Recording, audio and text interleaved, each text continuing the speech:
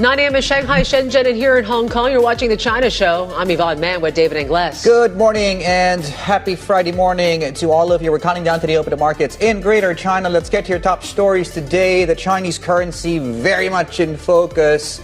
That's after the central bank in the last few minutes cutting the cost to short the currency. Asian stocks are under pressure after losses on Wall Street. Baidu is a stock to watch in Hong Kong today after U.S. shares fell on its latest results. Revenues down for a third consecutive quarter as it struggles to find footing in the AI race. Also ahead, Netflix rises in late trade after walking out of the battle for Warner Brothers, clearing the way for rival bidder Paramount. And top earnings interviews coming up with Hong Kong Exchange CEO Bonnie Chen and CLP CEO TK Chiang, plus Hong Kong Investment Corp's Clara on the government's plan to inject fresh capital.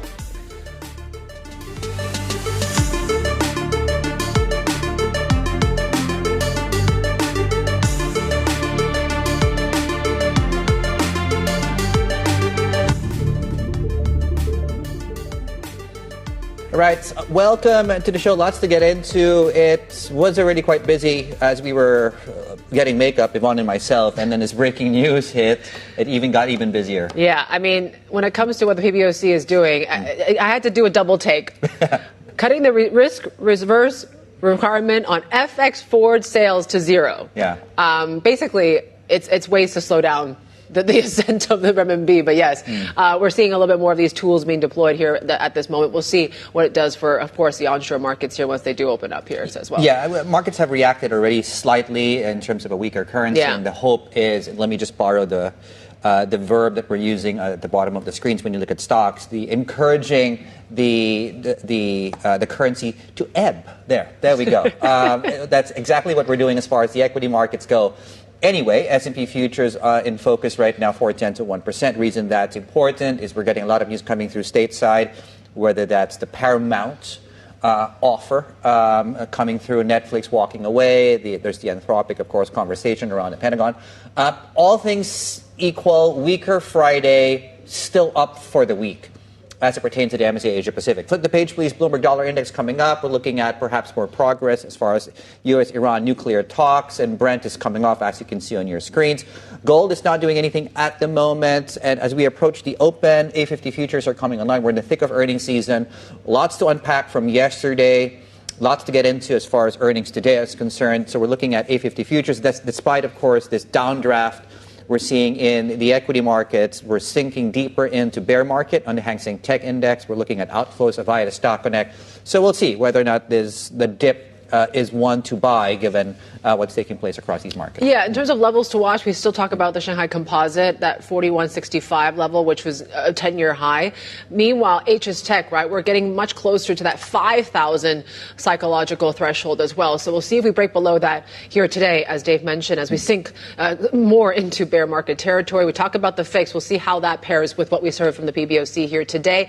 We talked about Baidu, a weak set of earnings there. Sun Hung Kai was good. CLP, we'll talk a little bit more about the energy space and the like here. Arashi Vision are also ones that did report. And we're watching, of course, Xingyi Solar, New World coming up, Sinoland as well, some more in the property space. And we wrap up, of course, with some trade data out of Hong Kong today. Yep, all things on deck this Friday. The red headline across the Bloomberg terminal about a few minutes back, the PBOC cutting the risk reserve requirement on FX forward sales to zero. What that means in simple English. Joining us here on set is Stephen Chu, of course, to help us unpack this latest move coming through out of the PBOC. Yeah, what is that in simple English? Yeah, morning. I'm not going to repeat that term. In short, basically, they're lowering the cost to short the yuan or to buy the dollars. In simple English, basically to slow the yuan gains. We saw the largest fixing gap yesterday. Today, our forecast provided a fixing at 684. Very likely, we're going to get another record gap in that fix, basically. Okay. The intention is very clear now, what the central banks want to do here right now. But what does it mean for the currency moving forward, you think? I mean, for now, the gains were slow. So obviously, they're keeping fixed above 6.9, meaning spot around 6.8. Yeah. And next week, we know it's 2 sessions. And usually, historically, China wants a stable currency during that period. So it's very clear they want to slow the yuan gain before that. There's a difference between stabilizing and weakening the currency. Medium term, does this slows the ascent, but does it weaken the currency against the basket is the question too. I think for this year, at least, we are still seeing stronger currency against both the dollar and the basket. But for now, it's slower. In the second quarter, there could be some yuan weakness, but it's all seasonality. Second half, we're going to see a regaining momentum in appreciation. Okay, Stephen, thanks so much for unpacking all that for us here today. We'll see, of course, how the onshore rate kind of reacts once things open up. Stephen Chu there, our Bloomberg Intelligence Chief Asia FX and Rate Strategist. But first, we're talking to Hong Kong electricity provider CLP, joining us to talk earnings and business strategy amid an increasingly complex energy landscape. Of course, we've got to talk about AI and what this means for the grid as well in Hong Kong. And we're counting down the open of trade in Shanghai, Shenzhen, and Hong Kong. This is the China Show.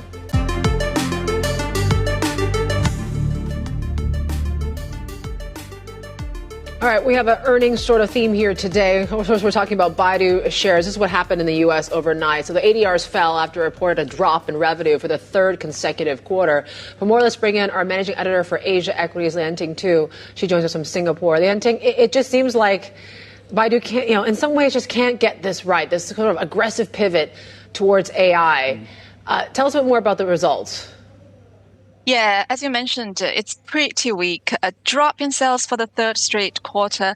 Overall, investors see that Baidu, which was an early AI winner with its Ernie bot, is now falling behind local rivals, including Alibaba and DeepSeek. The company unveiled its latest Ernie model in November, but the score assigned by an AI benchmarking site was eclipsed by a long list of local models. Of course, Baidu also has its ads business, but that business also delivered quite weak results due to a sluggish economy. If you look at its shares, there was a good amount of excitement from September to January, with prices almost doubling, but they have since given up about half of the gains. One bright spot, though, I wanted to highlight is Baidu's AI chip unit, Kunlun Xin, is planning an IPO in Hong Kong. We have reported that the IPO will be about $2 billion. So if that deal goes well, that would likely give Baidu shares a boost as well. So, Lian Ting, this is just another soft front on the China tech story that's really been. I think that the prices yesterday, the declines we had on Hang Seng Tech really took us deeper into bear market. How is your team looking at coverage today? What are the key points beyond the earnings front here today? Yeah, key points I would say still very much earnings, but beyond that, it's a mainland selling, right? Earnings is really something that's, people are quite cautious about. Baidu obviously was the first big China tech name to report, and the weak results doesn't bode well for the rest. Right now, and for mainland investors, attention has shifted to onshore hardware names where earnings have materialized. So HKEX as an index, we're closely watching, the whole 5,000 level, whether we're going to break through that. As you mentioned, it's falling deeper into bear market. And if you look at monthly size and scope, February is also going to be the worst month for HKEX since 2024. Mainly, it is about concerns over earnings, over, the kind of price competition, and also, how the weak economy is really playing out in not just the tech names, but also, in EV sales and many other sort of sectors listed in that index. So, and mainland investors, of course, have been relentlessly selling. And part of it is also they're expecting potentially DeepSeek to release some model which could give mainland hardware names a bit of a boost. Yeah, that's interesting. That ecosystem reported yesterday, of course, around the upcoming DeepSeek release. Lian Ting, thank you. Fantastic there, and certainly where the winds are blowing in favor of onshore equities at the moment. Lian Ting, too, in Singapore for us. Just a couple of notes on Baidu before we open, of course, today. So obviously with a big decline already in Hong Kong, which was reflected in the ADR price action overnight. We're looking at, we are, by the way, can we get the Baidu thing down? That was yesterday's drop here. That's very confusing. But that said, okay, so we're looking at, can we get the full screen up, please, again? Not the stock, because the stock's not trading just yet. So we're looking at Citi's joining us later on. Thank you so much. Jefferies and their take there on the operating profit beating estimates both have a buy recommendation there on the stock. Yeah, we're talking to Alicia Yap from Citi there, just to break down the earnings for us. And she really talks about, the AI ventures are going to be what's really going to be that big offset given what's been happening in the core advertising business as well. Coming up, though, next hour, that's where we're going to see Alicia Yap, Citigroup Global Markets Asia Managing Director, and really ask her what's going on really in the China tech space as well. Yeah, what are people missing here? Because she does have, of course, a fairly bullish call here on the stock itself. Now, staying on the earnings theme, Hong Kong power provider CLP has reported net income for the full year, missing the street estimates. The company CEO, TK Chiang, joins us here on set to help us unpack the year that was and the year that's likely ahead. Very nice to see you. Good morning. Hey, good morning. Slight drop in revenue. 3%, if I'm not mistaken. Is there anything beyond the headline that markets should be aware of? Yeah, I think overall speaking, we have delivered a resilient performance, amid this increasingly complex energy landscape. Hong Kong business has been performing very well, but moderated by the performance in China and Australia because of market pressure. But overall speaking, I think our balance sheet is very strong and cash flow good. So we have also increased our dividend. Now, in terms of China, I think the major issue obviously is the downward pressure on tariff because of the new policy, document 136 for renewable energy. And so going forward, actually, we will be more selective in picking our projects, focusing on regions that are more promising in terms of demand growth and tariff level, and also less risk of network curtailments. But we are still very confident about the opportunities in China. This year, I think for nuclear, I think the downward tariff pressure is still there. But in terms of renewables, because last year actually the wind resources has been historical low. So this year, I think it will be improved, as well as we have new projects, contributing to the profits. Yeah, can you tell us a bit more about sort of how you're approaching the overseas investment? Where are you looking to expand then? I mean, you say you're being a bit more selective. And what are some of the new investment opportunities that you're looking at now? Yeah. Now, first of all, for overseas, obviously for Australia, the performance is not that good. But we are taking two steps. One is to optimize our operating costs. So we have embarked on a transformation in cost optimization. Secondly, is that we are planning to replace the customer platform so that we can have further, streamline our operation as well as improve our customer performance experience. So that's for Australia. And then on top, of course, we want to look at other growth opportunities. And we are now looking at, for example, Taiwan region and also Southeast Asia. You alluded to the fact that the tariff environment has made it tricky to select markets and some of the bets, the opportunities in the region. Do you think we have more clarity now than we did 12 months ago in terms of where the tariffs are going to be and what rates they're going to be and how they're going to affect a business like yours? Yeah, actually, from a group strategy perspective, we want our profit to be more predictable. So, for example, in China, last year we have already secured 4 projects that have been awarded the what they call the mechanism tariff. So, for a tariff protection over 10 to 12 years, 4 projects total about 1 gigawatt. So that will give us more certainty. And as I also mentioned, for example, in Australia, we are also targeting battery storage projects because the intraday volatility of the wholesale market in Australia has been increasing. So with battery, actually, we can stabilize our return, taking advantage of this volatility. Yeah. Now, going to other markets like Taiwan region or other Southeast Asian countries, we are also targeting those that can offer more stable, like PPA type of investments. Okay.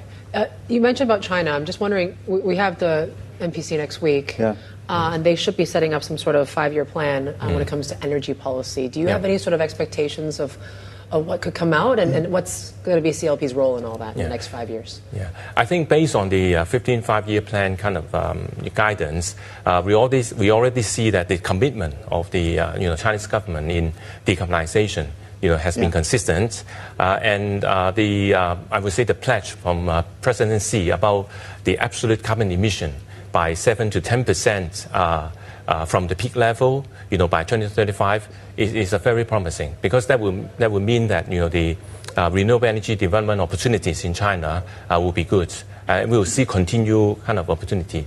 And our appetite actually is modest. Last year, we only had about 0.5 gigawatts. And this year, we are now having about 900 megawatts under construction. Okay. So out of this, huge kind of growth opportunities, our appetite actually is very modest. So we are well positioned. Right. And in terms of the projects that are currently being constructed or in the pipeline, when do you expect to realize that as far as financial gains are concerned? When does that become realizable from a revenue perspective? Yeah, for those that are under construction, actually, this year will gradually be materialized because the lead time actually is about 1 year or so. Oh, is it? Yeah. Okay.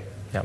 So in terms of your guidance for the year, so last year was a slight decline in revenues. I wonder if you could share what your targets are for this year. Yeah. Now, overall speaking, I would not give any guidance, but in terms of our outlook of the business, for nuclear, I think the downward pressure on tariff will still be there, but we see stabilizing signals about the decline. And then for renewables, as I mentioned, the wind resources, I think, will become kind of like back to normal, we expect, this year. And then because we have more assets come online, that will help, contribute to the profit. We have to talk about AI and maybe how that's changing the landscape for you at CLP. How do you see the development of these data centers impacting electricity consumption in Hong Kong? I mean, is there really a concern that, this could really strain the power grid, like what we're seeing in markets like the U.S.? Yeah. Now, CLP actually has been, preparing this long-term planning. Right. So we have all the confidence and capability of providing sufficient electricity to support the AI development in Hong Kong. For example, in the northern metropolis, where the government is now focusing on, developing it as a tech hub or an AI hub, we already had 3 substations there commissioned in 2024. So these 3 substations actually is sufficient to provide more like 4 to 5 science park scale kind of development. And over the longer term, actually, we already plan to build 10 substations there. So we have all the confidence and capability to support the development. Go ahead. Sorry. In terms of the data center, demand growth, last year, just for data center, the growth is 7.5%. So it's very, very promising. And the total amount of data center consumption amounts to about more than 6% of our total consumption in Hong Kong already. So we see this as a, coming, growth. And for example, over the current 5-year development plan, we plan for about 18 data centers.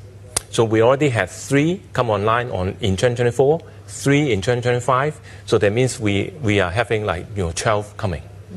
You mentioned 10 substations are being planned. Have you earmarked the financing for that? Is that already part of the budget moving forward? For that 10 substation, it's not in the budget yet. But we already plan ahead that we are ready when it is required. When it's required. Actually, my bigger picture question to Yvonne's point, right? So markets, investors are trying to triangulate how we're going to power this AI drive. And from your specific perch, what is the most ideal energy mix there, based on your experience? Now, I think going forward, definitely, we need to reach carbon neutrality. Because that's the target of the Hong Kong government. By 2050, we have to achieve, carbon neutrality. That's also our, vision of the CLP group. So another interim target is to, have 60 to 70% of zero carbon energy in our generation mix by 2035. And to achieve this, actually, our plan is to import zero carbon energy from Guangdong, to Hong Kong. I see. And the government is now working on with the central government because the plan, Hong Kong actually we do not have much resources in renewable energy. So in order to maintain, say stability of the supply, grid, our target actually is to import, mostly nuclear, from Guangdong. You talked about battery storage. I want to get your take on that, given that you just won that contract in Australia. Why is Australia a good market for battery storage is one question. And do you think we've reached an inflection point where battery storage is going to be really, skyrocketing in ways and deployed pretty exponentially moving forward? I mean, what's your vision for that? Yeah. Now, in Australia, because one of the reasons is because of the proliferation of the renewable energy, in particular the rooftop solar. So you can see the intraday, wholesale price volatility has been increasing over the past few years. So in order to basically leverage on this, intraday volatility, having battery storage will capture the value. So that's one issue. The other one is, overall speaking, I do still see gas generation still have a role to play in Australia. Okay. So right now in our portfolio in Australia, we have our gas fleet. So going forward, actually, we will not exclude gas generation in the future portfolio. TK, it's great to have you. TK Chiang there, CEO of CLP, joining us here on the back of their earnings and talking the outlook, of course, for China, Australia, and Hong Kong as well. Talk about more in terms of the earnings side of things. Baidu is certainly still the key focus here today. We're seeing in the pre-market, there you go, shares down by about 1% after we did see a third consecutive quarter of disappointment, I guess, when it comes to the whole AI deployment as well. Pre-market is looking like this in Hong Kong. Obviously, we've been digesting some of the earnings coming through from Sun Hung Kai, the property space and the like here. Hang Seng is up. Futures are still slightly lower in China today, and 685.92 continue to see a cooling in this renminbi rally here today after what we heard from the PBOC, making it a bit easier, I guess, cheaper to short the currency. Plenty more ahead. This is Bloomberg.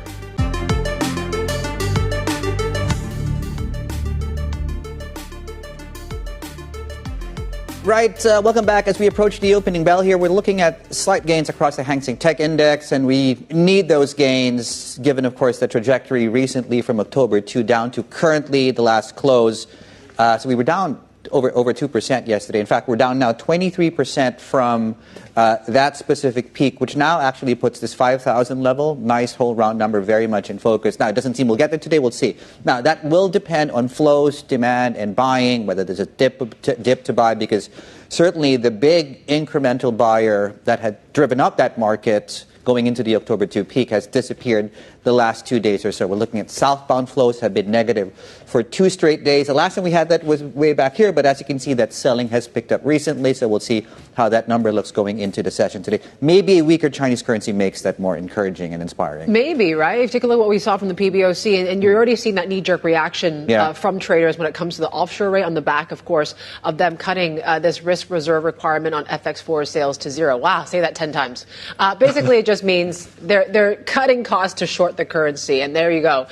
You did see a little bit of a blip up when it comes to dollar China here today. So trying to slow, of course, the advance that we've seen in the renminbi. That fix that we saw today also a pretty wide gap once again when it comes to the weaker fix that we saw from the PBOC here this morning as well.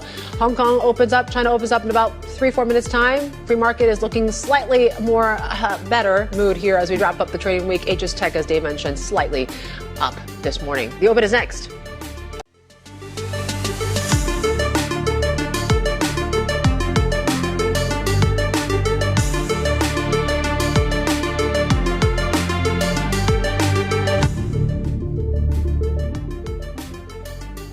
Welcome back. Good morning. Happy Friday from the Asia Pacific. We are approaching the final session of the week. We're getting into the thick of earnings season. We've had a ton of earnings coming through already. We talked about NVIDIA. Baidu is, of course, going to be on deck as far as market reaction goes. A new world is actually in focus today here in Hong Kong, given, of course, the upward momentum we've seen in the sector, in the stock itself, and really what they say about the operating environment. But yes, apart from that, it's looking like we're going to open slightly higher here. Yeah, looking like we could wrap up a pretty decent. I mean, I would like to say it's a bit of a quiet day, but yes, we're treading slightly higher. Yeah. But as you mentioned, we have seen when it comes to those southbound flows have been turning net negative, or at least net selling in the last 2 days. We'll see if we get day 3 of that as well. But certainly has been a change in sentiment around mainland investors. They seem to be more favorable of onshore markets these days. But there you go.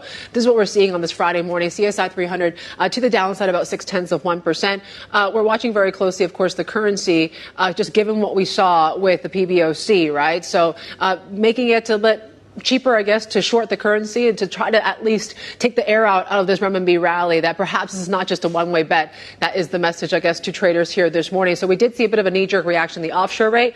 We'll wait a few seconds for the onshore rate to kick in to see the reaction for that so far. But we're watching very closely what happens when it comes to Capricorn Tech. Look at it. We're down another 2%. It's interesting yesterday, right? So there was a lot of talk about DeepSeek and Reuters reporting yesterday around this time that perhaps in anticipation of this latest model and the release of that, perhaps NVIDIA was not part of that. or they're keeping it away from NVIDIA. So that certainly helps to hold all these national champions like Capricorn Tech. There was also some speculation about internal sales targets as well that did send the stock higher. So we're seeing it come off of here right now for the stock. CATL is also lower by about 0.6%. We're still continuing to watch, of course, the whole Zimbabwe situation and what that means for lithium and that export ban. So there you go. That's the story here today. Not a whole lot of conviction in some of the consumer names like Kuei Chow Mao Tai and the like here. Shanghai Composite, of course, we're still watching whether we do hit those 10-year highs here today. Take a look when it comes to Hong Kong.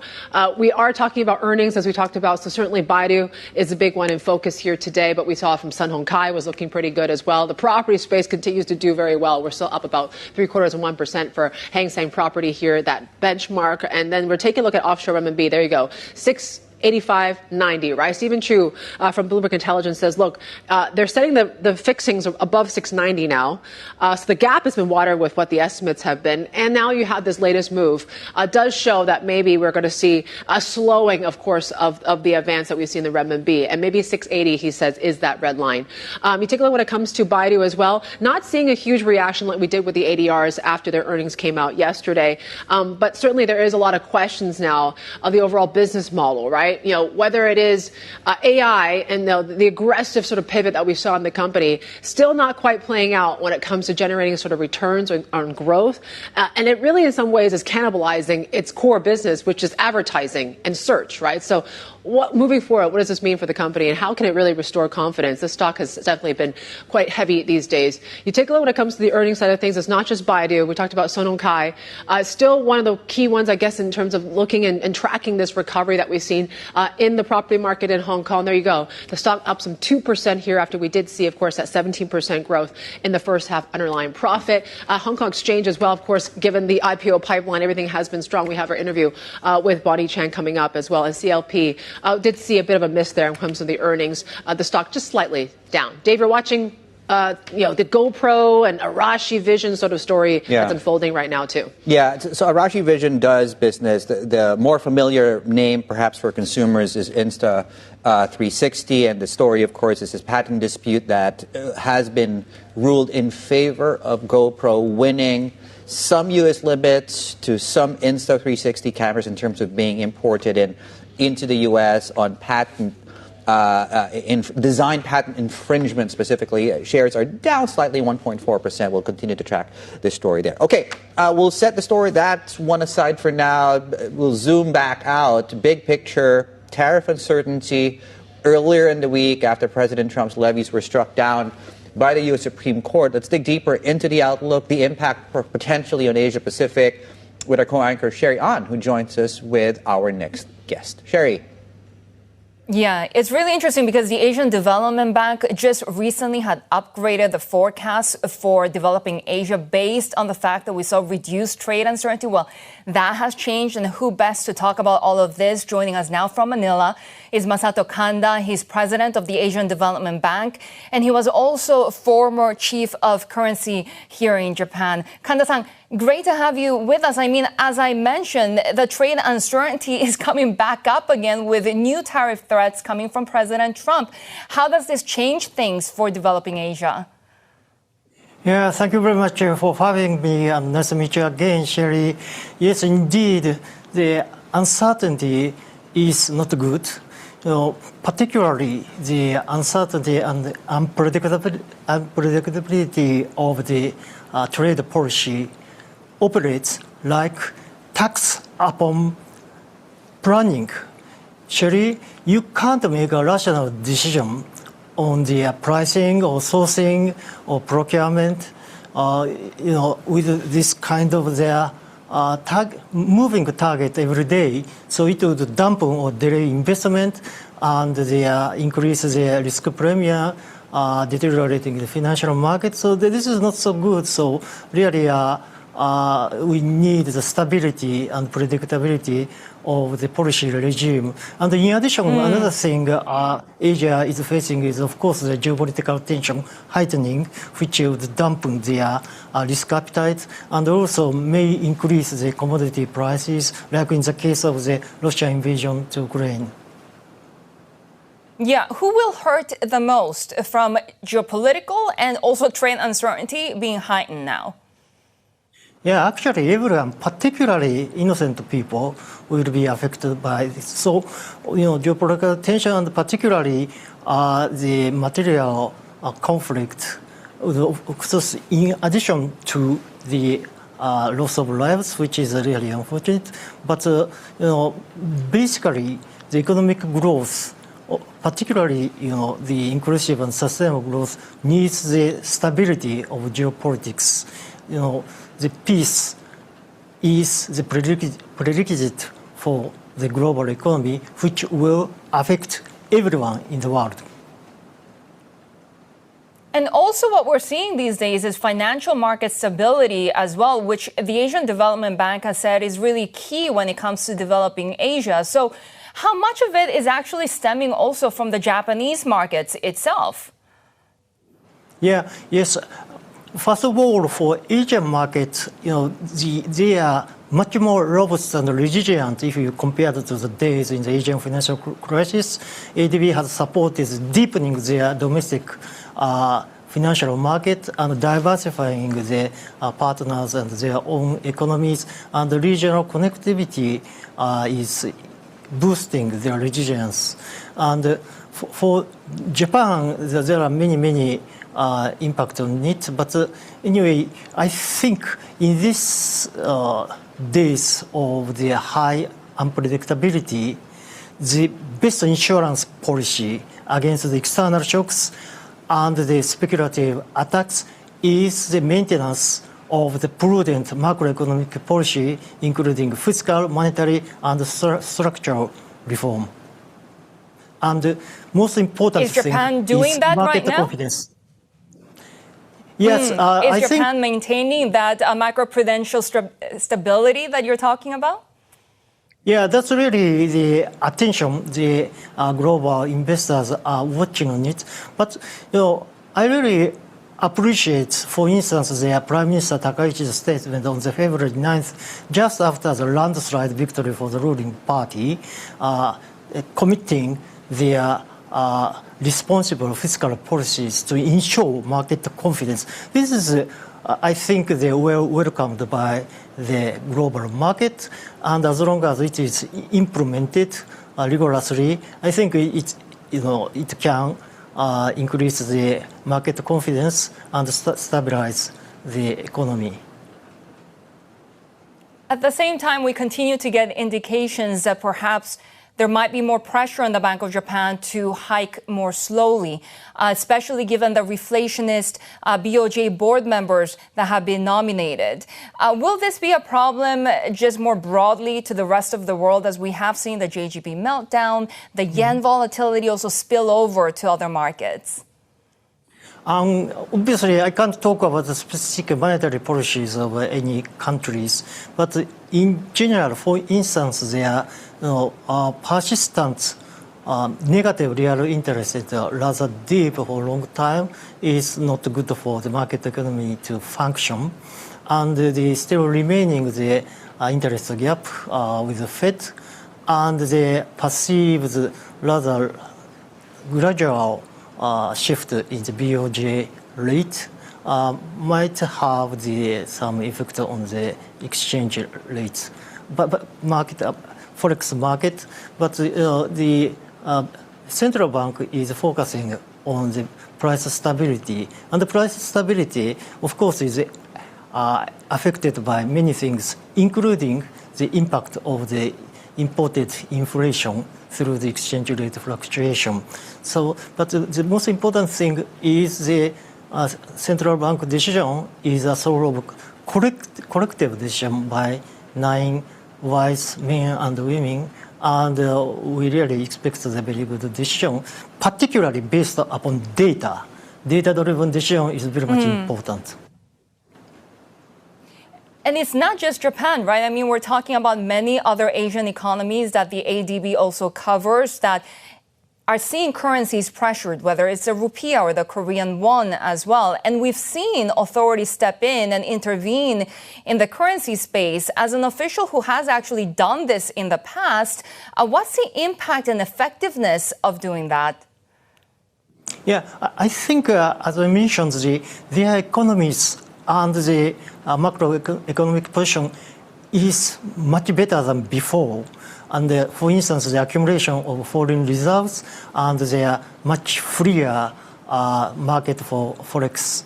And most importantly, the diversification of the economy and deepening of their own domestic market, particularly the local currency, is really a good protection for these external shocks. So we are very much confident that we can have a rather stable financial market in Asia, and the ADB is strongly supporting these efforts.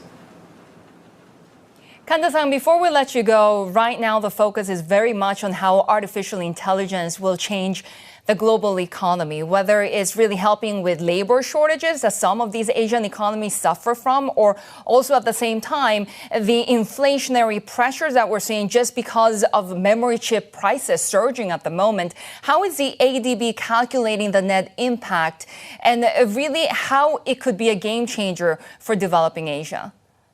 Yeah, thank you. This is really rather, I think, the decades topic for me, and it is really a fashion. Everywhere people are talking about the impact of AI. There are many implications, but the most important things, among others, two things. One is, of course, the productivity gain. It will be a game changer to, give an opportunity for the most vulnerable people to leapfrog, for instance, the financial inclusion, or for the handicap to access to the productivity. But on the other hand, as you rightly mentioned, there is a fear of the massive job replacement, and unemployment may destabilize the society. So what we need is, of course, there are many things, among others, the education and skills for people not to be the slavery or the redundancy vis-a-vis machines, but continue to be the master of machines. Masato Kanda, really good to have this conversation with you at a very timely time. Thank you very much. He's the president of Asian Development Bank. Yvonne, as I hand it over to you, of course, with a look at the markets as well. Yep. All right. Great interview there. Thanks, Sherry, of course, for bringing that for us from the ADB. We'll continue on the earnings front as well when it comes to Hong Kong Exchange. Now, earnings released yesterday show that full-year net income beating the street, and it posted a 15% gain as a flood of Chinese companies look to list here in Hong Kong. You see the shares up some 1% this morning. The CEO, Bonnie Chan, says the city's IPO pipeline is diversified enough to withstand market volatility amid fears of an AI bubble. So I have 25% of last year's fundraise done on the IPO front. And the same applies to follow-on offerings. We have already completed close to 25% of what we did last year.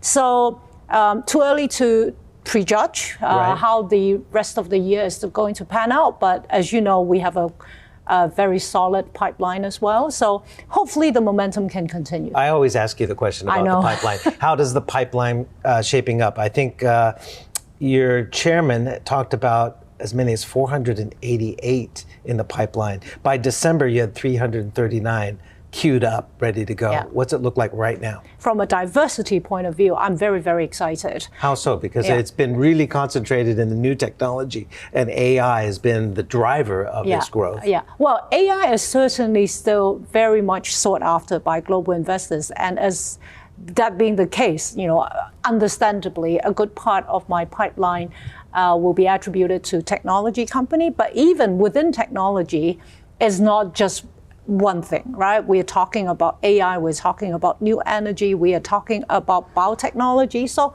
even within the technology basket, it's pretty diverse. How concerned are you that if there is a bubble sort of deflating in AI in the United States, lots of concerns about return on investments in the big AI companies in the United States, are you concerned that that will also spill over and have a negative dampening effect in Hong Kong, which has so far been pretty buoyant, obviously. Not only like a Minimax, a language model, but also, of course, the hardware players. Yeah. I mean, there's certainly a lot of talk about this so-called AI bubble. But going back to my earlier point, I think I do take comfort to an extent from the fact that our pipeline and, in fact, our listed company population is pretty diverse. Each market is a little different in terms of how much they have embedded AI into their listed companies' population. But I would say that Hong Kong, we are showing a more diverse lay of land. If you think about the best performing sector last year in Hong Kong, it's biotechnology. Yeah. And so I think if we continue to work on this diversity, we certainly will be in a better position to ride through these ups and downs. There we go. Bonnie Chan, of course, the CEO of HKEX, with Stephen Engel there on the back of earnings, and that's evergreen question and conversation around that rich pipeline of listings. Right, you can get an insider's guide to the money and people shaking up the finance hub Hong Kong edition newsletter out every Thursday. Very budget heavy, the version this week. And in fact, coming up here on the China Show, we have Clara Chan, the CEO of the Hong Kong Investment Corporation, coming through. Yeah, they just got a bit of an injection of capital from that Hong Kong budget. So certainly going to ask her where she plans to deploy that money as well. Bloomberg.com/newsletters. That's where you get it. This is Bloomberg.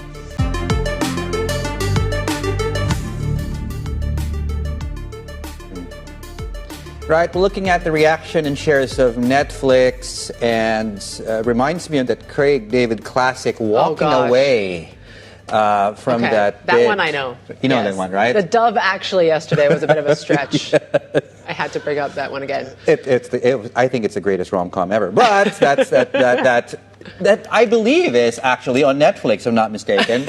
It is. Yeah, the bidding war has ended. Netflix dropping out of the battle. Let's get Manuel Baigori here to take us through the details on why they now refuse to raise their bid there. David, what are we gonna do with this saga coming to an end? I know. It's just like kept us so busy and entertained for so long.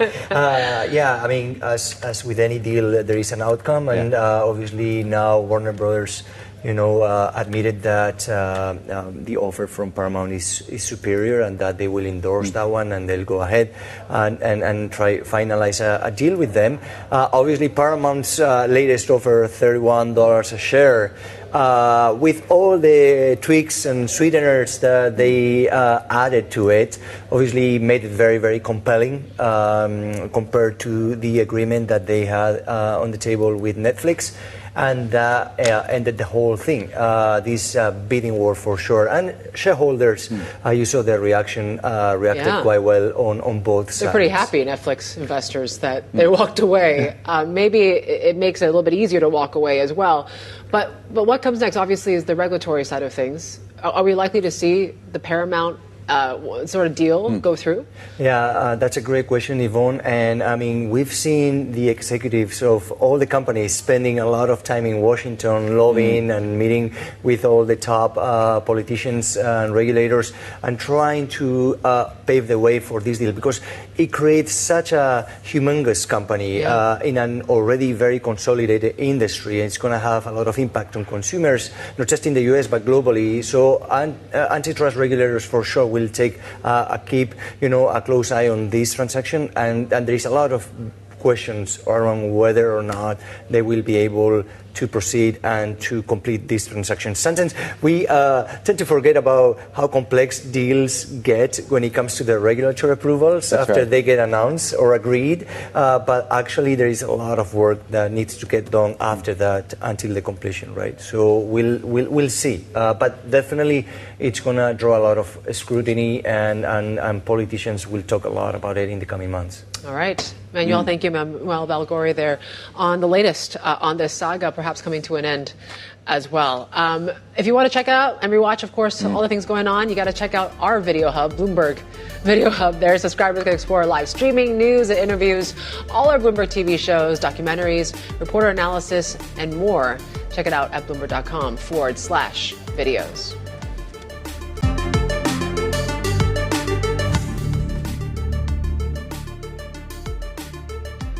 All right, checking markets here, watching Meituan in particular. A little upside when it comes to the stock here. There's been some reports that Kanda, this is the food delivery app controlled by Meituan, has postponed the start of its operations in Brazil as it claims competitors created distortions in that market. So the stock is slightly up here today. We're also watching oil, just given that we're approaching these nuclear talks planned around Iran and the like. And of course, as U.S. forces gather, oil has been steadying a little bit now, but Brent traded below around $71 here. Shanghai crude is also just slightly to the downside. So oil stocks are heading slightly lower here today. PetroChina down about 1.7% as well. All right, coming up in the second hour of the China Show, we will further the discussions around Baidu and the earnings and whether or not the markets are overly pessimistic over the stock there. We'll ask Alicia what she makes of the earnings and why the market seems quite disturbed around the tech space there. Plenty more ahead. This is Bloomberg.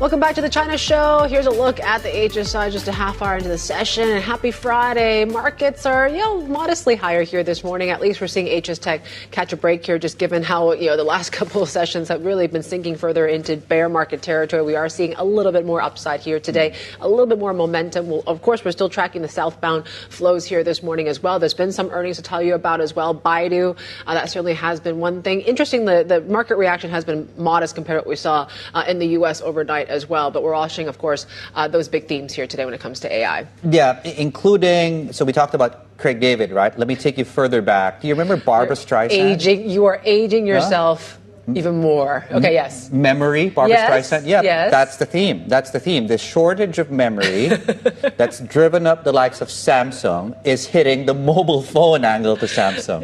5% and this bombshell, according to Smart Karma, seen in Smart Karma, of course, that IDC dropped in as far as this memory chip crisis is concerned. So smartphone makers, as you can see, and that supply chain is getting absolutely whacked today. And for once, Korea is actually down, and we'll see whether or not we end, of course, in the red today. There we go. Korea's down about 2%. That's largely a Samsung story. The rest of the markets are actually doing okay. Asian equities, there we go. That's a nice statistic for you. The best Feb ever. There we go. Now, in fact, I think, with the exception of 1 week, we have been seeing weekly gains in the Asia-Pacific benchmark nearly every single week, going back to mid-December. Okay, the big news coming through in the currency markets is the PBOC making it cheaper to hedge, which means it's encouraging perhaps not one-way bets in favor of a stronger currency, hence the weaker print right now on dollar China there. Yeah, and then we saw that pretty weak fix as well. And yes, as we just flashed that headline, it was that gap between estimates and what the PBOC actually did put in that fix was quite wide, a record once again. So again, multiple sort of tools and ways of showing what the PBOC's intention is of cooling down the rapid ascent of the currency. We're still holding on that 685 level here right now. Another stock to watch today is Baidu. Interesting enough, we're actually coming off some of the initial losses for the stock here. We're just slightly to the downside here in Hong Kong after it reported a drop in its revenue for the third consecutive quarter. Joining us now is Alicia Yap, Managing Director and Head of Pan-Asia Internet Research at Citigroup Global Markets Asia. She just adjusted her price target for Baidu's U.S. ADRs by $2 to $188. As we were just introducing you, they basically reversed all their losses here. We're flat for the stock here right now, but there still seems to be a lot of concerns around the AI transition. What do you tell investors about that? Is there any way that this company can regain confidence once again? On the legacy search business, I think we still haven't seen that yet, unfortunately. And even for this quarter, they actually refrain from disclosing, the legacy Baidu core advertising revenue as well. So it seems like they wanted to divert investor attention to gradually forget about their legacy business and then focusing on the AI business, which actually is doing pretty well on the AI infra cloud revenues. All this is doing well. Yeah, but unfortunately, the transitions from the legacy search is very different from what we see for Google. Why is that? Can you explain? I would say it is more the China issue. Actually, even before the AI. Baidu has been under a lot of pressure by the super app environment in China, right? And then people has not been really short videos, using short videos, WeChat, the little red book. People hasn't been really using Baidu that much, even before the AI disruptions. And then now that you have all these chatbots that is replacing kind of like the search functions, like people to go and chat and then search for information, discovering informations and all that. So that's make it another layers of the disruptions that they're seeing. That doesn't seem to be a positive story. Why then do you have a buy recommendation on the stock? Let me just ask you that direct question. All right, very good questions. We always get that questions. But I think one thing is on valuation. Okay. If you look at their net cash, which they disclose, and including all the long-term asset, which is liquid, is actually about $42 billion US. Okay. Okay. It's a lot of money. It's a lot of money. And then on top of it, they have the Kunlun chip, which is actually in the process of getting to spin off, IPO. And then their cloud infrastructure, their ERNIE, which is their LLM. All this is actually generating, okay, decent, small, rising revenue. So this is probably like, at least even if you put the legacy search business at zero value, it is still, not necessarily trading at the current value, which we still think is undervalued at this point. Yeah, especially with the recent sell-off as well. Yeah, tell us a little more about the AI ventures. I mean, when do you expect things to really kind of meaningfully kind of drive revenue? Because these seem to be quite unprofitable businesses so far. I mean, what's the timeline in your eyes on when we can really see that play out in the earnings? You mean entire AI revenue or the legacy? Or just the ventures that they've, whether it's, robo-taxis, to cloud, all those things that we've seen. The new stuff, because you mentioned investors are getting impatient. Yeah. They keep looking at the legacy business and waiting for that to change while this other new front picks up. When does this become dominant enough that investors can, in fact, ignore what's happening and decide? Yeah, so I think they did disclose previously that the cloud itself is already profitable. Which I think the same thing for chips, right? It's actually could be a very high margin business, right? You can reference that to NVIDIA in terms of like the designs and all that, and then with scalability, so it could be actually a pretty decent profit revenue stream. On the autonomous, the robotaxi, there is a certain city is already reaching unit economics break even. So as a whole, it is still loss making. But then city by city, a couple cities is already reaching that. Like for example, Wuhan, which they previously disclosed. And then yesterday they did mention that in the coming future, they hope that a few more cities will be also reaching the unit economics break even by city. Okay. Then as an entire venture, I think it could be a few years that we can see eventually break even for robotaxi. So if you look at the entire new business, it's actually not too bad in terms of the drag on the profit. It's just that actually because of the legacy business, which is a high margin business, that is declining. Previously, it's been like 3-4 quarters consecutively double-digit year-over-year decline. Yeah. And we still model it will be declining for this year. Same pace? Well. Same pace? It will be narrowing in terms of the loss, like the year-over-year decline, but it's still loss-making. I mean, like negative growth. Right. So that is a big drag on the profit. How do you look at the AI competition in China now? Because we've seen the likes of Tencent, ByteDance, Alibaba. They're really starting to narrow the gap with Baidu. And then you have some of these sort of pure plays like, the More Threads, the Zhipus, the Minimaxes out there. How does all that stack up to you on who's really kind of leading right now? This is my preliminary thought about it, because I think obviously the pure play standalones is good, that it get a lot of attention and all that. But I still feel if you kind of referencing back to what some of the big tech company like Baba they are doing, is that I think people have been underappreciating what they've been doing, because at the end of the day, there's a very capital intensive investment. So you actually need your core, existing core business to actually generate cash flow for you to continue to keep investing. And then you also need the infrastructure and then you need the models, the chips. So I actually feel that Baba actually have the entire chain of that, right? So they have the cloud infrastructure, they do have their own chips, and then they have the model Quen, which is pretty good, right? And then they have their core business, which they can also apply the model with the applications on that, right? The agentic commerce or agentic transactions, all this. So at the end of the day, I actually feel the whole scope, like the mega tech company, will still be one of the beneficial. I think people currently put a lot of negative read-through from the U.S. and how all this AI, trade has been. But I actually feel now China, to start with, valuation is not as expensive as in the U.S., right? Then with this sell-off, it's actually becoming even compelling, right, in terms of valuation. And if you really wanted to apply a certain, valuation, let's say the model Quen, should that worth a certain valuations on that? We actually don't have a separate valuations for Baba on our sum of the part. So if people actually wanted to give like some credits onto it, then I think it's, current level is definitely undervalued. Okay, this is Alibaba generally. This Alibaba, okay, and you don't do sum of parts on Alibaba? We do. Oh, you do. Okay, you do. Okay, but we don't split. We have a cloud, right? Yes, but you don't do the LLM. Yeah, not separately. It's all bundled inside the cloud. Sure. So my question is, away from the fundamental story of Baidu, and it seems that, to your point, right, there's a sell-off taking place, valuations are more compelling in your view.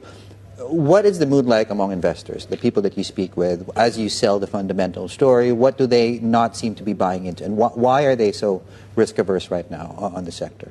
Yeah, so if you look at, I think a month or 2 months ago, Baidu was actually outperforming pretty well, okay? I think partly because I think people buy into the Kunlun chips spin-off, right, with the valuation unlocking. And then there's also companies been trying to be more friendly on the shareholder returns in terms of the buyback. And also they announced that they will be paying a dividend sometime this year. They didn't, though, this time. They announced it, but they didn't do it. They didn't do it. This earnings. They announced that it's a new policy that they will pay dividend for the first time, and it will be paid out within 2026. So then they announced it like a few weeks before. Then there was some expectation yesterday because of the year-end result. Then ideally you would announce a dividend, right? That's also coming out of the new year, right? People are expecting the red packets. Right? Yes, anyway, exactly. So then I think that was a little bit of the disappointment. That's why ADR share was a little bit weak yesterday.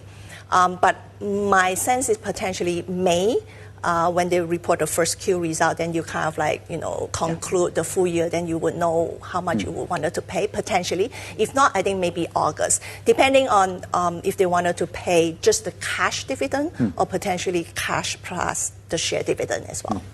Okay. I'm sure you're getting a lot of questions about AI. It seems like the preferences from investors in this region is really the Koreas, the Taiwans, the chip sector that, when IDC is calling it a crisis, I'm just going to buy memory. What's the counter argument to that? Now, first, we understand why investors are kind of chasing that, because it seems like people think that the supply chain, because under the constraints, so the pricing powers is on them, and then versus the downstream, like the one that actually buying and operate, so the margin will be compressed, and they have to step up on the spending on the capex. So I think it's the margin, the investment issue. Okay, so I would say the counter argument point is that there is a mismatch on the timing of the revenue and the investment phase, because if you don't invest, how can you get faster revenue growth? Right. So I think people need to be patient, but unfortunately it's hard to tell people that, you guys have to be patient, right? So even like in the US, like if you see like why all these like big, company, they step up all the capex, right, announcement, these like past few weeks.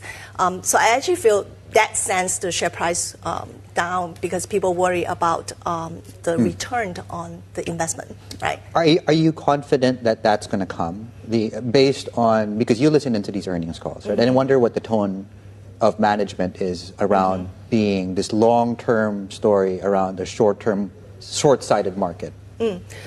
I'm confident it's going to become, but it's just that it's hard to quantify the actual investment that you put in. Currently is the exact upside that you're going to get. Because you probably need to kind of like put it a longer time frame, because if you don't invest, your revenues probably may be declining, or you're not as competitive, right? So I think if you're investing, at least you are stay up, with the market, and then potentially all these revenues that come. Yeah. Alicia, it's great to have you. Thank you so much for joining us. Alicia Yap, there, Managing Director and Head of Pan-Asia Internet Research at Citigroup Global Markets Asia. Right. Staying on earnings, Hong Kong Stock Exchange posting this 15% gain in net income, reaching $555 million. In the 3 months ending in December, the exchange has seen a flood of Chinese firms looking to sell their shares in the city. You have core revenue up 11% for the quarter, while equity trading jumped 22%. Yeah, Hong Kong Exchange CEO Bonnie Chan says a diverse range of IPOs can help cushion the city against risks of an AI bubble. And she says the year started strong. So I have 25% of last year's fundraise done on the IPO front. And the same applies to follow-on offerings. We have already completed close to 25% of what we did last year. So too early to prejudge how the rest of the year is going to pan out. But as you know, we have a very solid pipeline as well. So hopefully the momentum can continue. I always ask you the question about the pipeline. How does the pipeline shaping up? I think your chairman talked about as many as 488 in the pipeline. By December, you had 339 queued up, ready to go. Yeah. What's it look like right now? From a diversity point of view, I'm very, very excited. How so? Because it's been really concentrated in the new technology, and AI has been the driver of this growth. Yeah. Well, AI is certainly still very much sought after by global investors. And as that being the case, understandably, a good part of my pipeline will be attributed to technology company. But even within technology, it's not just one thing, right? We are talking about AI, we're talking about new energy, we are talking about biotechnology. So even within the technology basket, it's pretty diverse. How concerned are you that if there is a bubble sort of deflating in AI in the United States, lots of concerns about return on investments in the big AI companies in the United States, are you concerned that that will also spill over and have a negative dampening effect in Hong Kong, which has so far been pretty buoyant, obviously. Not only like a Minimax, a language model, but also, of course, the hardware players. Yeah. I mean, there's certainly a lot of talk about this so-called AI bubble. But going back to my earlier point, I think I do take comfort to an extent from the fact that our pipeline and, in fact, our listed company population is pretty diverse. Each market is a little different in terms of how much they have embedded AI into their listed companies' population. But I would say that Hong Kong, we are showing a more diverse lay of land. If you think about the best performing sector last year in Hong Kong, it's biotechnology. Yeah. And so I think if we continue to work on this diversity, we certainly will be in a better position to ride through these ups and downs. That was Bonnie Chan there, of course, Hong Kong Exchange CEO with Stephen Engel. Just ahead here on the China Show, Xi Jinping's military purge continues, this time with 9 lawmakers removed from China's national parliament. The details coming up next. This is Bloomberg.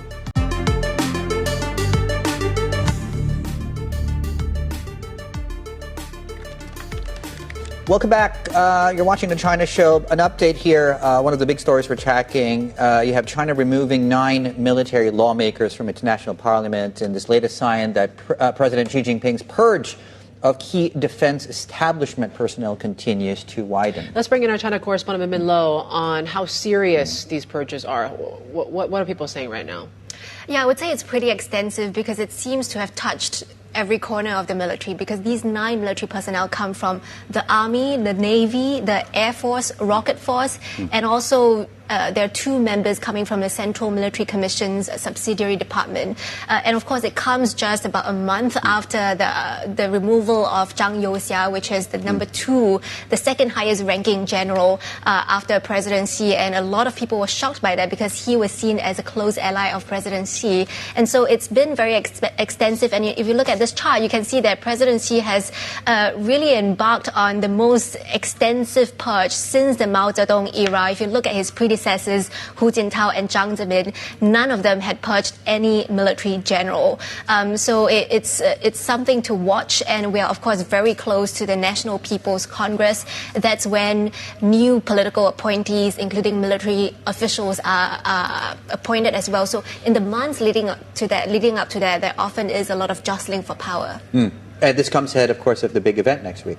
Yeah, and it does also, raise the question of combat readiness as well, because if you look at all the changes that we have seen in the military, only two out of the 7 Central Military Commission leaders are still standing, including President Xi himself and another newly promoted member who just joined the ranks in 2025.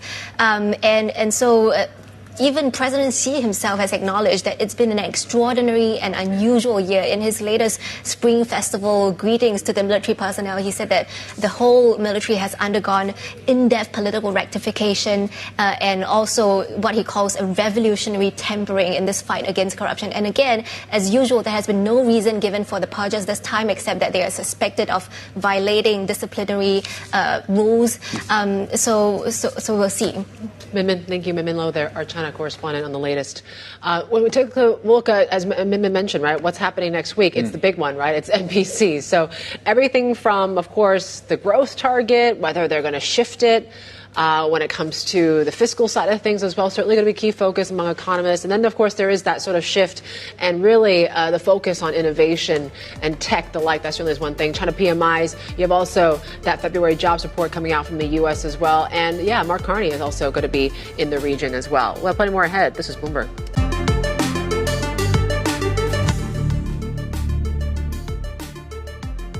Some big corporate stories to tell you about today. Anthropic has rejected the Pentagon's latest offer to defuse a standoff over conditions the company has sought governing the use of its AI software by the military.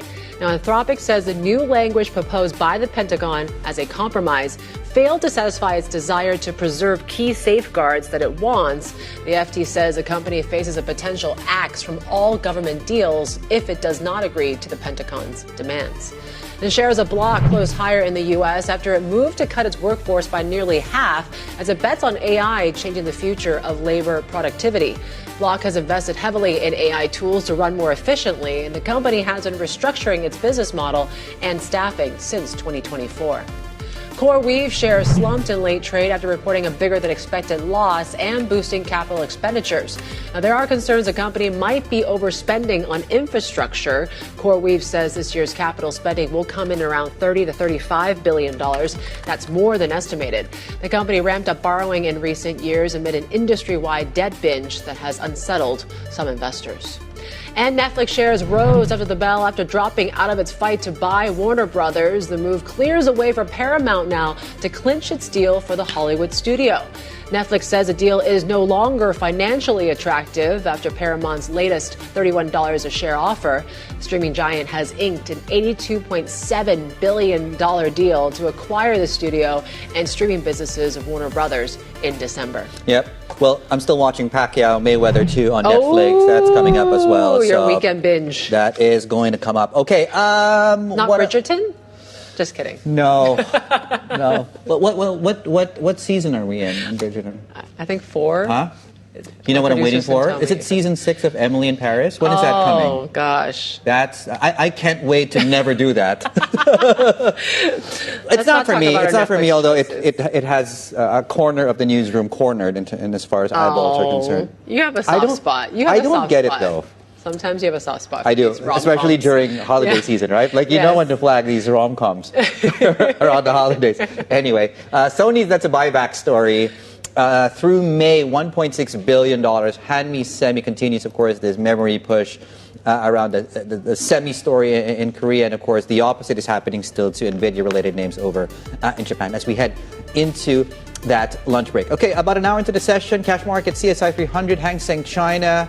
You have the 10-year yield, which is back above the 1.8% handle.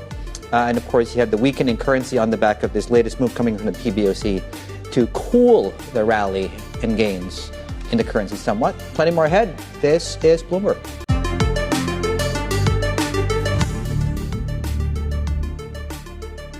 I think in these days of the high unpredictability, the best insurance policy against the external shocks and the speculative attacks is the maintenance of the prudent macroeconomic policy, including fiscal, monetary, and structural reform.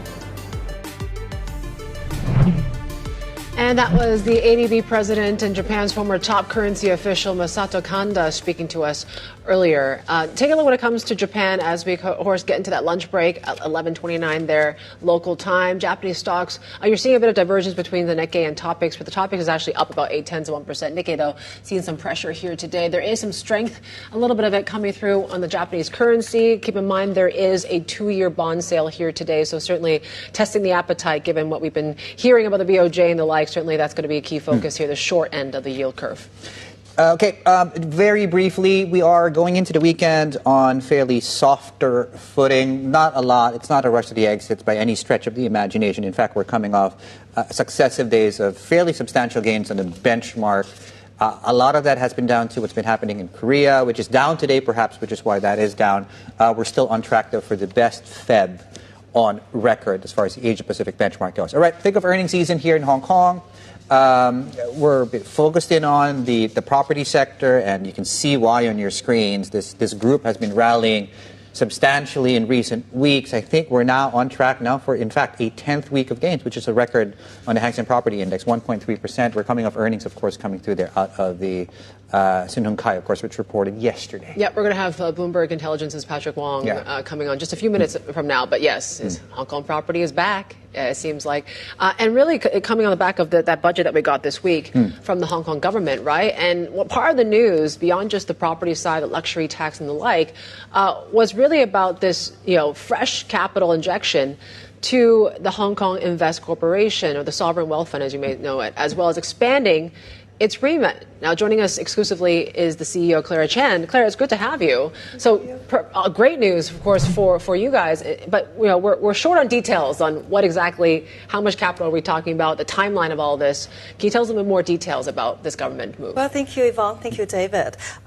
First of all, I would like to put things into perspective because the budget speech actually further articulated the priorities and the roles of the HKIC in the context of our due mandate to drive financial return and also to bring the broader and longer-term economic value. So 3 things. One is investment themes, as you said. Apart from what we have announced before, innovation and technology, there is a natural extension in terms of other ecosystem and approaches that we are going to take forward, including the commercial real estate side and also Risk 5 and embodied AI, etc. The second key part is really about a partnership. That means we are not only investing our own capital, and in addition to bringing others' capital, we are also partnering or having alliance with them in terms of investing in commercial real estate and other things. So I think these are the key areas. So with those additional priorities in terms of, and in addition to what we talk about, the 3 key themes, hard and core technology, etc. So we definitely would have an expanded remit as well as additional support from the government in terms of taking this forward. Yeah. What's the statistic? For every $1 that you spend, you have $8, of course, of longer-term capital, I believe, that's being committed alongside to your point in partnerships. Okay, commercial real estate, that's come up twice just now from you. That's come up as well. So can you elaborate more on what your role is going to be in terms of deploying capital? What exactly are you looking to do there?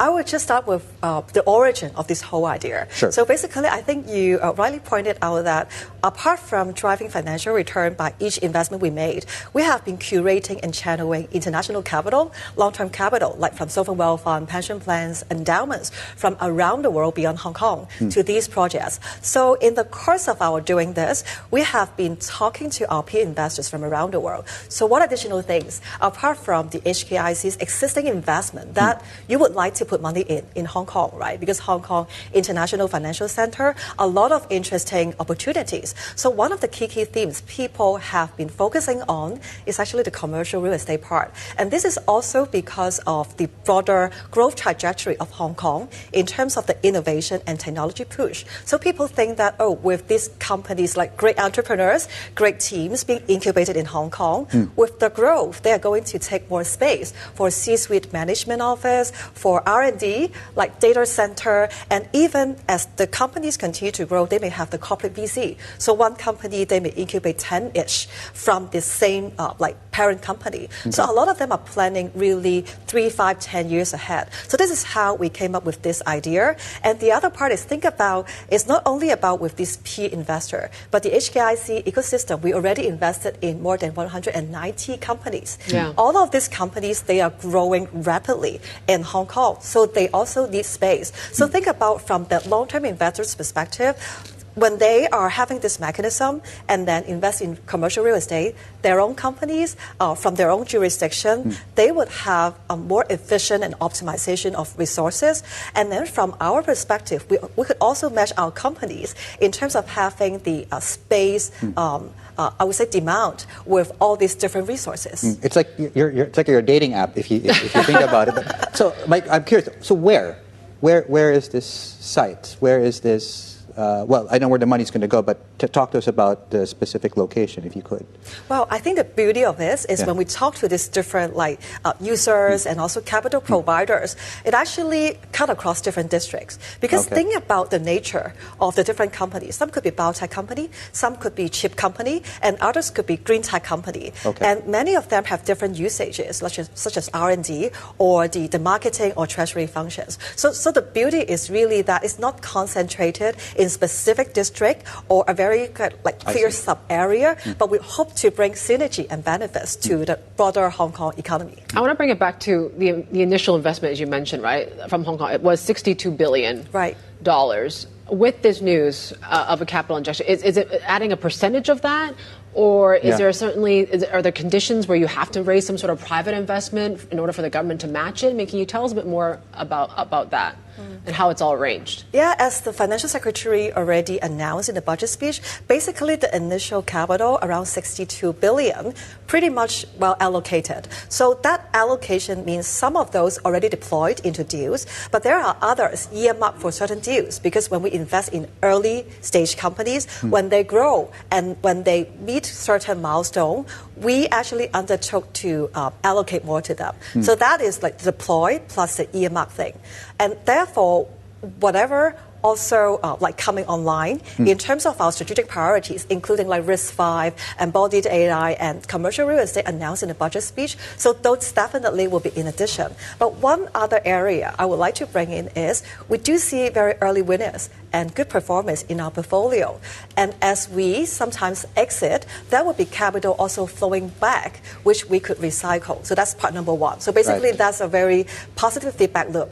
At the same time, as Yvonne mentioned, do we need to raise private capital? I could actually share with you that when we talk to other corporates from around the world and other pension plans or sovereign wealth fund, in order to capture opportunities in Hong Kong or through Hong Kong in the opportunities in mainland China, they would like to entrust some money for us to manage. But for us, I think we are clear.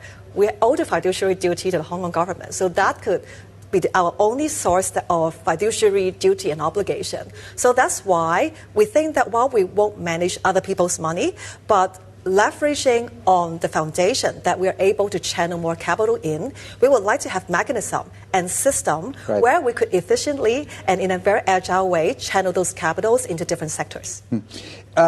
When I saw the line from the financial secretary talking about new injections in a timely manner, my curious mind just asked, how much is Clara Chan going to see in her bank account? HKIC, of course. Do we know roughly how much yet? Well, is it still public definitely information? Look to the government's guidance, because I think they mentioned about the injection should be on a timely basis, and the focus to be really building an even more solid foundation for us to take the priority forward. So we are very sure that we will have the announcement soon. I was thinking, something that also came out of the budget was that the government was going to draw money from the defense fund, exchange fund, to help deploy into investments in Northern Metropolis, technology and the like. I mean, you used to work at HKMA, and you certainly were responsible for monetary management. Do you think that, in terms of Hong Kong IC's position, Are you in a good position to kind of fund and help with the Northern Metropolis as well? Well, number one, I think for all the policy bureaus and departments and all the public organizations, we see ourselves as one Hong Kong team.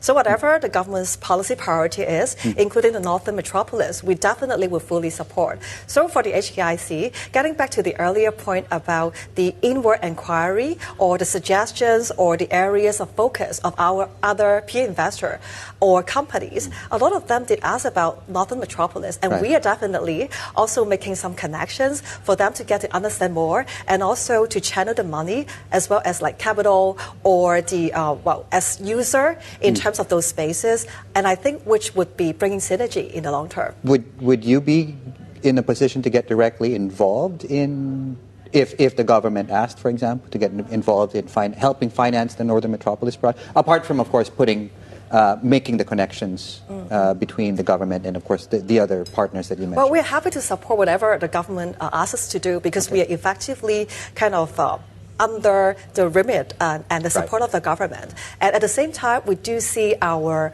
maximum benefits in terms of channeling more capital in addition to what the government already has. But definitely, we are like standing ready to be agile and supportive. I need to ask you a final question. Exits, because this is a hot IPO market. A lot of your portfolio companies have already indicated their application to list. Is that should we expect a busy exit season for HKIC? Oh yes. We already have 10 companies listed, and this year more than 20 already indicated or filed for IPO in Hong Kong. Okay. And I think some key themes that will be focused on would be embodied AI and also some other biotech and health tech companies. Fantastic. Thank you. Clara, thank you. Clara Chan, the CEO of Hong Kong Investment Corp. Yeah, and staying in Hong Kong, right?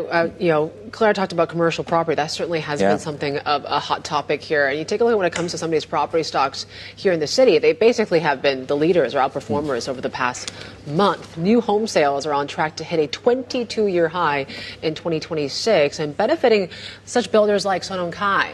Bloomberg Intelligence real estate senior analyst Patrick Wong is with us. I'm sure you're getting a lot of questions about what this recovery looks like. But let's talk about the Sun Hung Kai earnings. They looked pretty good. What was your take on it? I think the situation, like we see the growth driven by developments in mainland China, interestingly. But I think more importantly is going forward. We see going to like second half of the financial years, we see the potential opportunities that they sell more luxury apartments. Mass market also doing really well. That's also very important. They sold 1,500 units for 9 billion just within a couple of weeks' time so far this year. So I think it's very good opportunity for them to sell more to drive the profit going forward in the second half. On the home price front specifically, lots of people expect a rebound further in prices this year. Is that going to show up in earnings even further? Yeah, definitely. I think, of course, in the short term, right, it also depends on the booking, right? But the challenge, of course, is they already close to the sales target.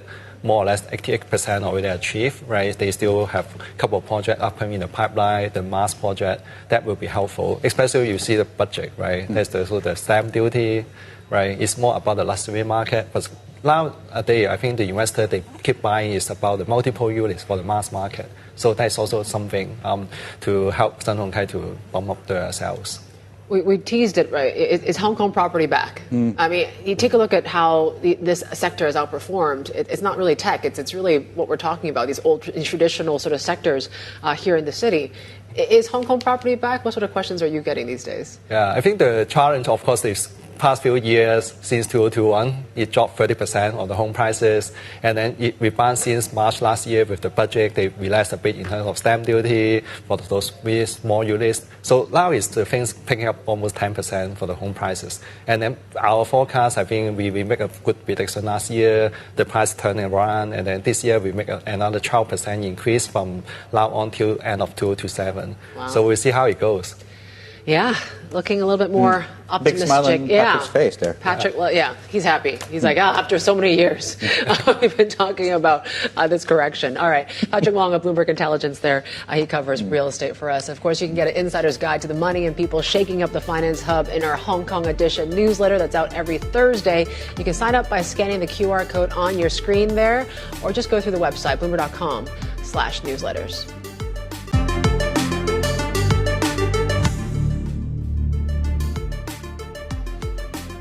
All right, we're watching some of these smartphone makers, the supply chain here today. This IDC report certainly is becoming one of our top stories here this morning on just how bad of a crisis is it, crisis, quotes, right, when it comes to memory and supply chips and the like. So IDC crunched the numbers and said, look, 13% contraction in the smartphone market because of what we're seeing in memory right now. And you're seeing that across Samsung, the like, pretty massive moves there this morning. So certainly, just to flesh this all out for us, let's bring in our Asia Tech correspondent, Annabelle Jewelers in Hong Kong. I know we also spoke with IDC about this very report as well, but what are they saying? Yeah, well, it's essentially just going through and looking at the impact that the memory chip crisis is having on these smartphone makers, and it's not exactly even. If you're a more of a high-end maker like Samsung or Apple, for instance, you're actually a bit better protected. But it's actually the Chinese players that are most at risk here, because memory chip prices, or memory chips in general, makes up a large component of the total cost of manufacturing a device.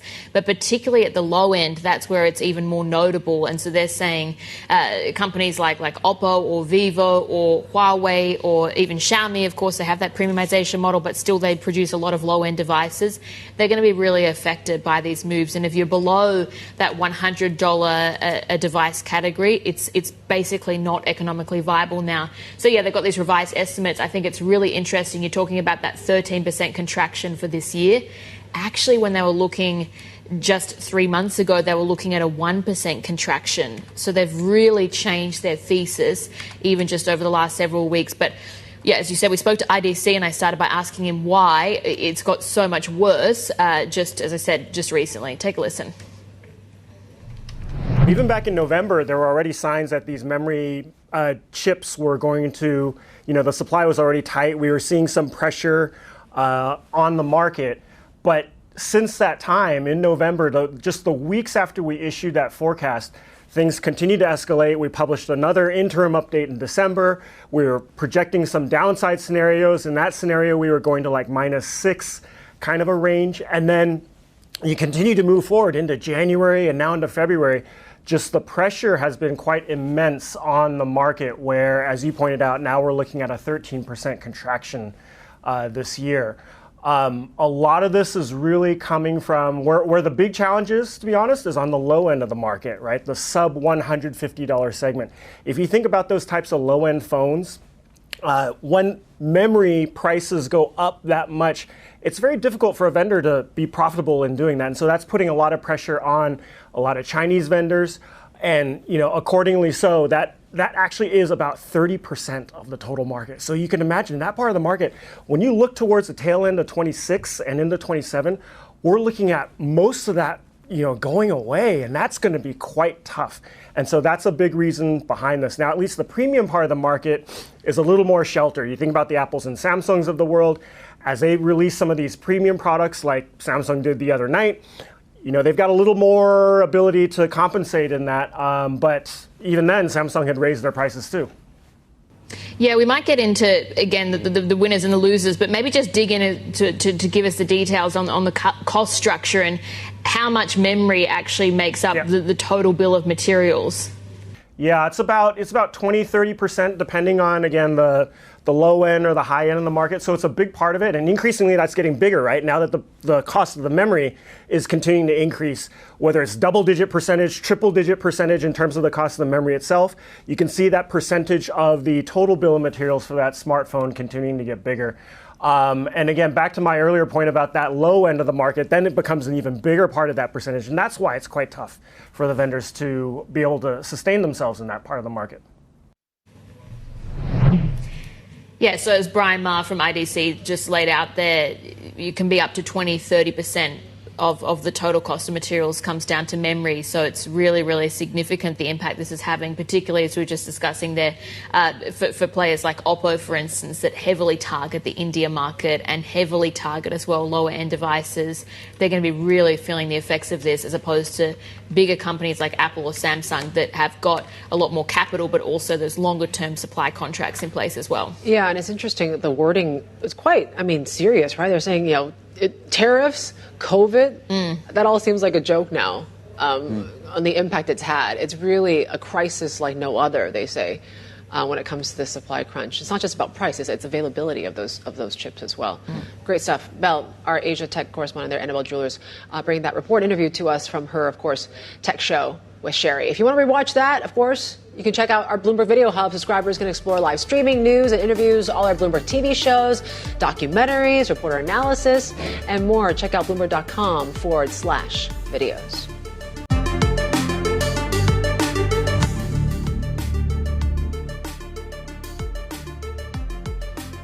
All right, welcome back. Before we wrap up the show going into the weekend, a couple of things, of course, we are tracking going into next week. Very, very big week.